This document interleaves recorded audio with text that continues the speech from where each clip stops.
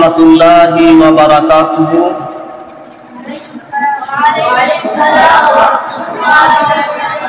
আলহামদুলিল্লাহি রাব্বিল আলামিন, আসসালাতু ওয়াসসালামু আলা সাইয়্যিদিল মুরসালিন ওয়া আলা আলিহি ওয়া আসহাবিহি আজমাইন। قال الله تعالى عز وجل في كلامه المجيد والفرقان الحميد. بسم الله الرحمن الرحيم. إن الله لا يغير ما بقوم حتى يغيروا ما بأنفسهم.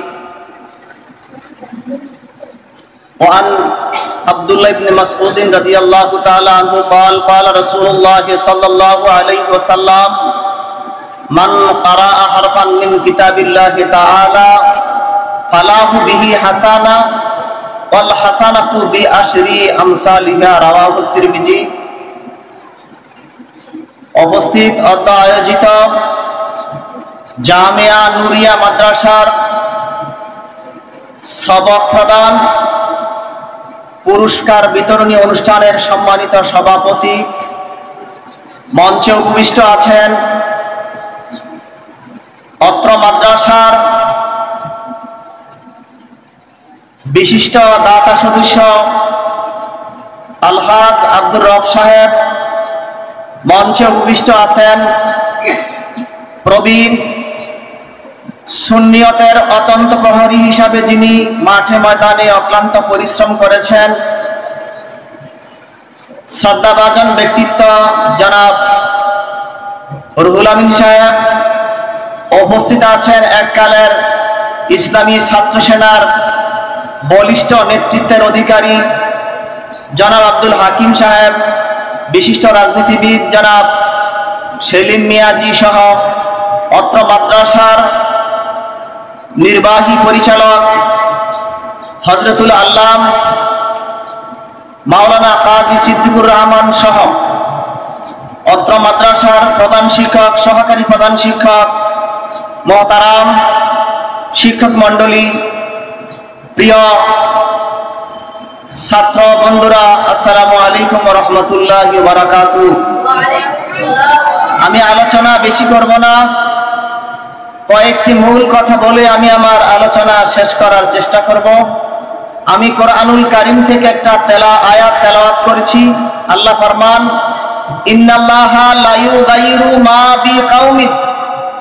আল্লাহ কোন জাতির কোন ব্যক্তির ভাগ্য পরিবর্তন করেন না, হাত্তা ইউগাইরু মা বিআনফুসিহিম, যতক্ষণ পর্যন্ত ওই জাতি, ওই সম্প্রদায়, ওই ব্যক্তি তার ভাগ্যকে পরিবর্তনের চেষ্টা না করে। আমরা সকলে বলি আলহামদুলিল্লাহ। মুহতারাম হাজিরিন, আমরা ভাগ্য পরিবর্তনের জন্য মসলকে আলা হযরতের ধারক ও বাহক হয়ে এই মাদ্রাসার প্রতিষ্ঠাতা আলা হযরত আজিমুল বরকত ইমামে আহলে সুন্নাত আলা হযরতের মসলকে আলা হযরতের ধারক বাহক আল্লামা মুফতি নাজিরুল আমিন রাজবি হানাফি সাহেব কেবলার প্রতিষ্ঠিত এই প্রতিষ্ঠান করার উদ্দেশ্য আছে, ঠিক কথা ঠিক কিনা? এই প্রতিষ্ঠান করার পিছনে একটা উদ্দেশ্য, সেই উদ্দেশ্যটার এক নম্বর উদ্দেশ্য হলো আল্লাহর সন্তুষ্টি। কার সন্তুষ্টি? আল্লাহর সন্তুষ্টি এবং আল্লাহর হাবিব মুহাম্মদুর রাসূলুল্লাহ সাল্লাল্লাহু আলাইহি ওয়াসাল্লামের রেজামন্দি, নৈকট্য হাসিল করা। এই প্রতিষ্ঠান মসলকে আলা হযরতের উপরে প্রতিষ্ঠিত, কথা ঠিক কিনা? আজকে আমরা দেখতে পাই মসলকে আলা হযরতের নাম বিক্রি করে বাংলাদেশে অনেক ফাসেক ও ফুজ্জার প্রতিষ্ঠা করে নিজের পকেটকে ভারী করার জন্য, মানুষকে বিপদগামী করার জন্য প্রাণপণ চেষ্টা করছে কি করছে না? করতেছি। আমি সংক্ষিপ্ত আলোচনায় এই কথাটুকু আপনাদের খেদমতে রাখতে চাই, মগজে রাখতে চাই, দেমাগে রাখতে চাই, জ্ঞানের মধ্যে রাখতে চাই। যিনি মসলকে আলা হযরত নিষ্কণ্টক, নিরঙ্কুশ এবং সাচ্চা আহলে সুন্নাত ওয়াল জামাতের নবীর প্রেমিক হওয়ার জন্য নিজের সম্পদ, পিতার স্নেহ ভালোবাসা সব কিছুকে বিসর্জন দিয়ে আজকে উনি আল্লাহ এবং আল্লাহ রাসূল সাল্লাল্লাহু আলাইহি ওয়াসাল্লামের আদর্শকে প্রতিষ্ঠা করার জন্য সংগ্রাম করে বিজয় হয়েছেন। আমরা সকলে বলি আলহামদুলিল্লাহ। আজকে উনি বিজয় হয়েছেন। আমি ওনার জন্য আন্তরিকভাবে দোয়া করব। উনি যে ত্যাগ, উনি যে ঘাত প্রতিঘাত, উনি যে জুলুম নির্যাতন ভোগ করার পর এই পর্যায়ে এসেছেন, আমি বলবো নিশ্চয়ই উনি আলা হযরতের ফয়েজ ও বরকতের কারণে। কথা ঠিক কিনা? আমরা আলা হযরতের সৈনিক হিসাবে, নগণ্য খাদেম হিসাবে ফাসেক ফুজ্জারিকে পরিহার করার কারণে সমাজে, বাড়িতে, গ্রামে বিভিন্নভাবে লাঞ্ছিত বঞ্চিত হয়েছি একমাত্র আল্লাহ এবং আল্লাহর রাসূলের সন্তুষ্টির জন্য। কথা ঠিক কিনা? একমাত্র কার সন্তুষ্টি? আল্লাহ আল্লাহর রাসূলের সন্তুষ্টির জন্য। দ্বিতীয় কথা হলো মস্তকে আলা হযরতের নাম বিক্রি করে অনেকে চলে। কথা ঠিক কিনা? কিন্তু তাদের এই চলাটা, তারা আলা হযরতের দরবারের কিছুই না। আমি বুকে হাত দিয়ে বলছি, প্রমাণ এবং ডকুমেন্ট সহকারে বলছি, এরা আলা হযরতের কিছুই না, ফাসেক ফুজ্জারি এবং নগ্ন বেহায়াপনা, শিরক এবং কুফর আলা হযরতের দরবারে কোনো স্থান নাই। প্রকাশ্যভাবে যারা শিরকের সাথে সম্পৃক্ত, বেদাতে মুহরমার সাথে সম্পৃক্ত, তাদের সঙ্গে মস্তকে আলা হযরতের কোনো সম্পর্ক নাই। সেজন্য আজকে বাংলাদেশের মধ্যে বেরলি শরীফের আল্লামা সুবহান রেজা আল কাদরি সাহেব কেবলার অন্যতম খলিফা আল্লামা নাজিরুল আমিন সাহেব কেবলা, তিনি খেলাফত প্রাপ্ত হয়ে এই দেশে সুন্নিয়তের কাজ করে যাচ্ছেন। সংগ্রামে তিনি বিজয়ী সিংহ হিসাবে আজকে বাংলার জমিনে 63টা মাদ্রাসা করার, 63টা মারকাজ করার যেই কাজ তিনি হাতে নিয়েছেন, আমি বলবো অবশ্যই অবশ্যই আল্লাহ এবং আল্লাহর রাসূল সাল্লাল্লাহু আলাইহি ওয়াসাল্লামের রহমত এবং বরকত ওনার উপরে কি করতেছে? অবধারিত আকারে মশলদারে পড়তেছে। জোরে বলুন আলহামদুলিল্লাহ। এরই প্রেক্ষাপটে আমি বলতে চাই, আমরা আমাদের বাকি জীবনটুকু মস্তকে আলা হযরতের ধারক ও বাহক হয়ে, খাদেম হয়ে কাটাতে চাই। যার প্রেক্ষাপটে আমার স্নেহভাজন আল্লামা মাওলানা মুফতি কাজী সিদ্দিকুর রহমান অক্লান্ত পরিশ্রম করে যাচ্ছেন নিঃস্বার্থভাবে। কথা ঠিক কিনা? তিনি কি বেতন নেন? কোন হাদিয়া গ্রহণ করেন? কার জন্য? আল্লাহর সন্তুষ্টির জন্য। আমি আপনি আমরা থাকবো না, থাকবে এই খেদমত। এই খেদমত বিশেষ করে আমাদের গ্রামে এই প্রতিষ্ঠান হয়েছে। আমাদের গ্রাম আলোকিত সমাজ হচ্ছে, কোরআনের সমাজ হচ্ছে, হাদিসের সমাজ হচ্ছে, আল্লাহ আল্লাহ রাসূল সাল্লাল্লাহু আলাইহি ওয়াসাল্লামের এই কোরআনের বাগান হচ্ছে। এই ফুলগুলো, এই ফসলগুলো একদিন ফুলে ফলে সুশোভিত হবে। আমাদের গ্রামটা অবশ্যই অবশ্যই কি হবে? কি ধন্য হবে। কথা ঠিক কিনা? আল্লাহর হাবিব সাল্লাল্লাহু আলাইহি ওয়াসাল্লাম ফরমান, যে ব্যক্তি আল্লাহর কোরআন থেকে একটা হরফ তেলাওয়াত করবে, একটা হরফ তেলাওয়াতের বিনিময়ে আল্লাহ রাব্বুল আলামিন ওই ব্যক্তির আমলনামার মধ্যে 10টা নেক দান করবেন। জোরে বলুন সুবহানাল্লাহ। কয়টা নেক? 10টা নেক। আমি বলবো, যারা আমরা আজকে সহযোগিতা করতেছি, যারা আজকে এই মাদ্রাসায় সহযোগিতা করতেছে, একটা কথা খেয়াল রাখবেন, আপনার এই দানের মধ্যে কোনো কি নাই? ঘাটতি নাই। এই দানের মধ্যে নাজাতের গ্যারান্টি আছে। জোরে বলুন সুবহানাল্লাহ।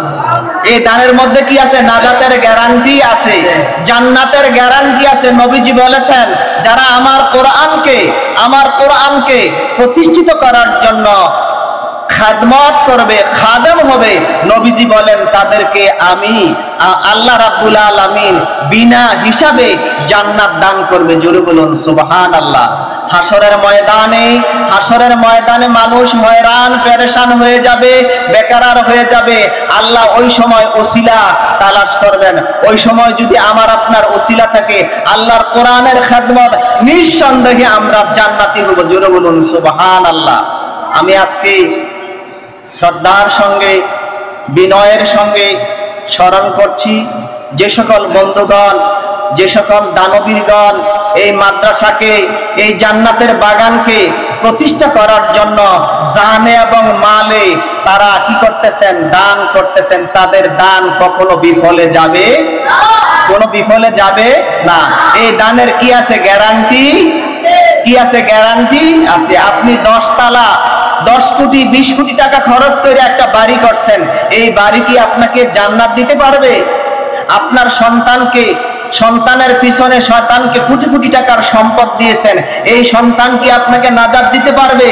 কখনো না। কিন্তু এই প্রতিষ্ঠানে 10টি টাকা দান করেছেন, এই 10 টাকার দান আল্লাহ এবং আল্লাহর রাসূল সাল্লাল্লাহু আলাইহি ওয়াসাল্লাম বিনিময়ে জান্নাত দান করে। জোরে বলুন সুবহানাল্লাহ।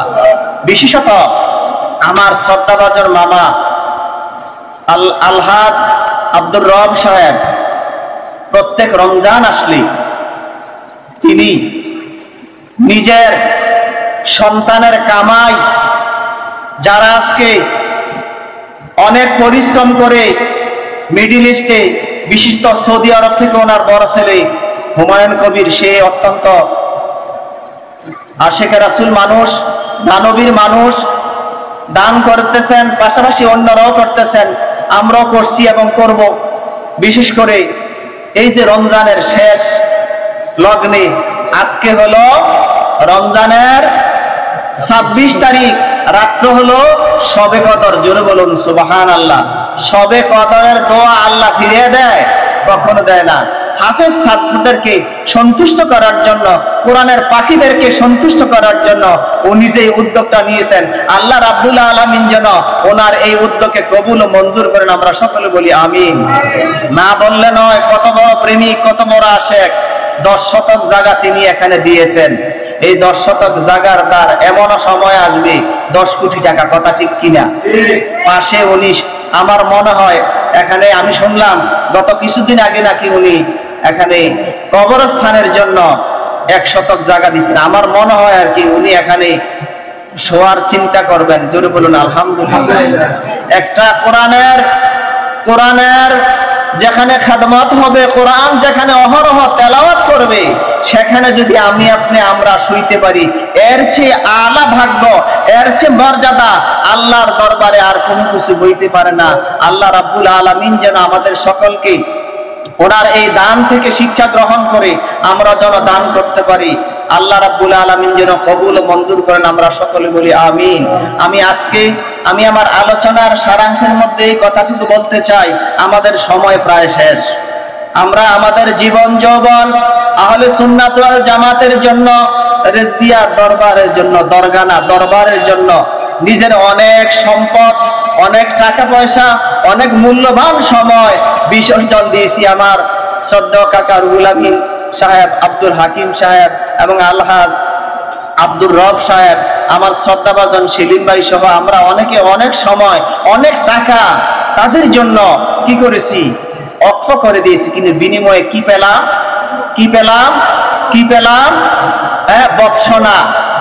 বৎসনা, হানাহানি, ঝগড়া ফাসাদ, এগুলো থেকে যেন আমরা নিষ্কৃতি লাভ করে নিজের জীবনটাকে লাকাদ কানা লাকুম ফি রাসূলিল্লাহি উসওয়াতুন হাসানা, নবীর আদর্শে আমরা যেন আদর্শবান হয়ে মস্তকে আলা হযরতের মধ্যে থেকে যেন বাকি জীবনটা সুন্নিয়তের জন্য কাজ করে যেতে পারি। আল্লাহ যেন তৌফিক দান করে। আমরা সকলে বলি আমিন। আমি অনেক আশা ভরসা নিয়ে একটা মাদ্রাসা করছিলাম, আপনারা জানেন সবাই। 2016 সাল থেকে 2023 সাল পর্যন্ত চালানোর পর আমি নিজে বন্ধ করে দিয়েছি। যে এই জন্য বন্ধ করছি, আমি আমার একই গ্রামে দুইটা প্রতিষ্ঠান কিন্তু মানায় না, কথা ঠিক কিনা? একই গ্রামে দুইটা প্রতিষ্ঠান, মস্তকে আলা হযরতের দুইটা প্রতিষ্ঠান মানায় না। আমি আজকে আপনাদের খেদমতে সবার সামনে বলতে চাই, আমি আপ্রাণ চেষ্টা করব, খাদেম হিসেবে কাজ করার জন্য চেষ্টা করব, পাশাপাশি আমার সামর্থ্য অনুসারে এখানে দান করার চেষ্টা করব। পরিশেষে আমি আজকে পরিচালনা পরিষদে যারা আছেন তাদের নিকট একটা প্রস্তাব রাখতে চাই, দুইটা প্রস্তাব রাখতে চাই।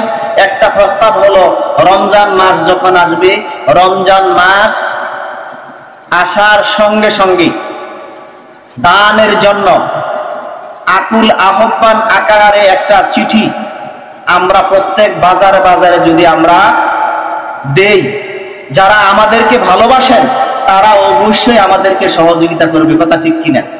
একটা চিঠি যেন প্রস্তুত করা হয়।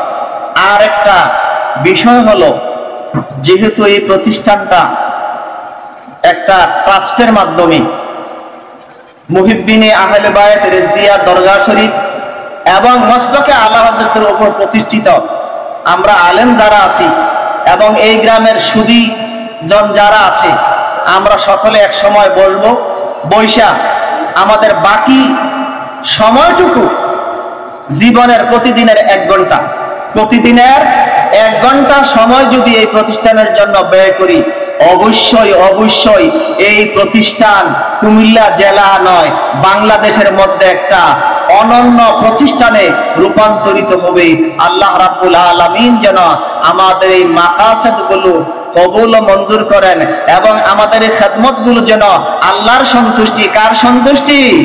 আল্লাহর সন্তুষ্টি, নবী পাকের রেজামন্দি, মসলকে আলা হযরতের নিশানাকে উড্ডীন করার মনোবাসনা এবং প্রয়াস ব্যক্ত করে আমি আমার বক্তব্য শেষ করছি। ওমা তৌফিকে ইল্লা বিল্লাহ। আসসালামু আলাইকুম ওয়া রাহমাতুল্লাহি ওয়া বারাকাতুহু।